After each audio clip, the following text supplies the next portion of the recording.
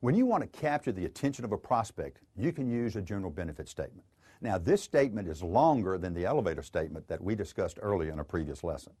It's used when you are calling on a list of people in which you want to generate interest in talking to further. It's also when you call and leave a voicemail message.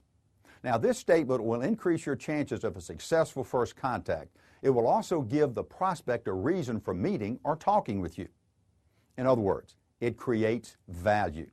The general benefit statement includes three parts: your competitive advantage, a sales objective, and a brief information point about the prospect. Your competitive advantage is a benefit that your product or service has over the competition. While you don't know this prospect yet, or if this benefit is specific to the prospect, you do know that it is a general benefit that most prospects are drawn to. So you need to do some thinking, some research, and some comparison to your competition. What does your product or service have that others don't have? Is your warranty better? Or does your product save more time, have less maintenance costs? Or does your company provide superior technical follow-up, better service, or cheaper installation?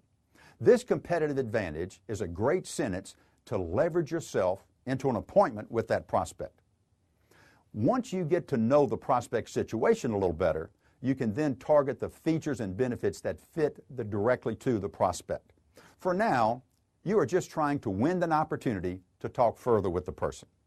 Secondly, you want to state clearly to the prospect your objective.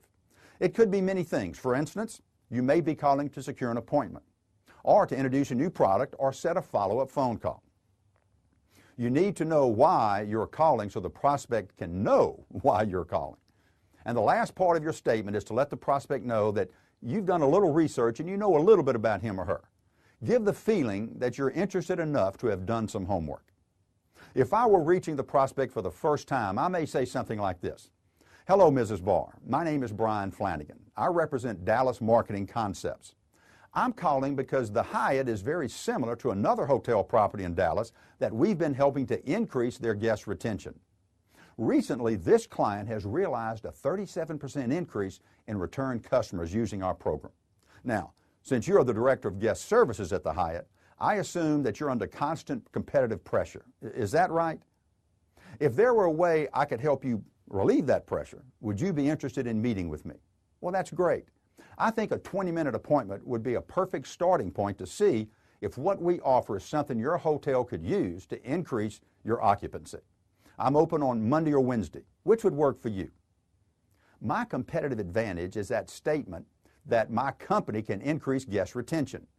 The sales call objective was to secure a 20-minute appointment, and the information I knew about the prospect was the name of the hotel, the name of the job, the title, and the person I was contacting. This is a general benefit statement that you can use to create enough interest to gain the prospect's attention. To apply this information today, determine your competitive advantage, create a general benefit statement, and practice saying it several times out loud so that it sounds conversational, natural, and sincere. By using a general benefit statement, you may open the doors for longer conversations with your prospects.